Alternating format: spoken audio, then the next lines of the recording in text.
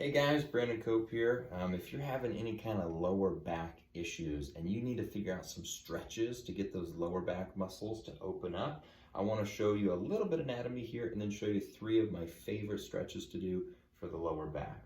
So if you're looking at the spine right here, you can see that up here we've got the thoracic spine, down here we've got the lumbar spine, and down here we have the hips.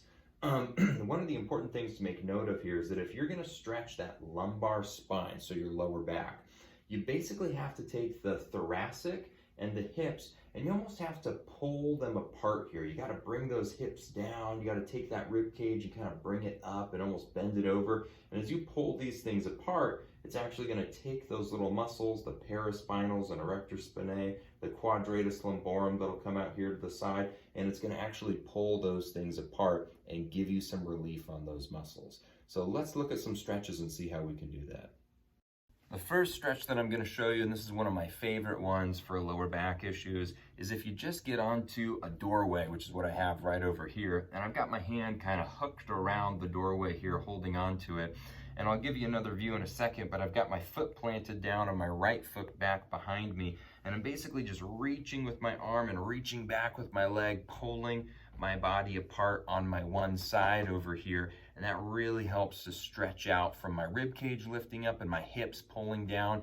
You're going to feel it a little bit in the shoulder with some of the pecs and the lats a little bit, but you'll really feel it on the entire side of the body down into the lower back.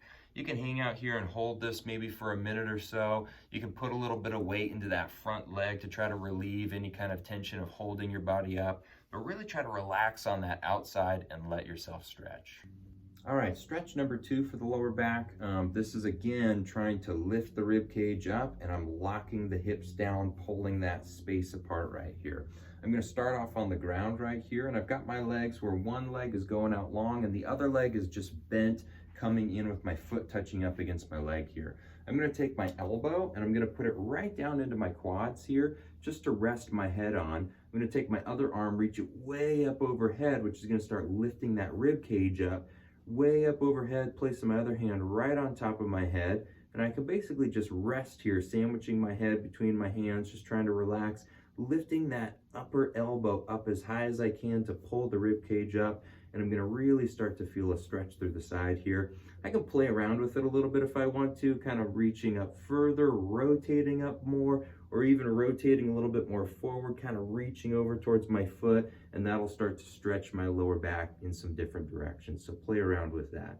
You can easily hang out here for a good 2, even 3 minutes. You might even feel a little stretch in the hip, maybe a little bit in the hamstring down here. If you need to, if this position's too intense, you can even come up here onto like a forearm and get a little stretch in. You don't even necessarily have to raise the arm up if that's hard on your shoulder. You could even just sort of bend over with your rib cage a little bit. But get to a place where you're comfortable, you can hold it for a good amount of time, and you can start to get that stretch in the lower back. So for this third one, we're going to want to take the corner of a wall right here, or maybe even a doorway.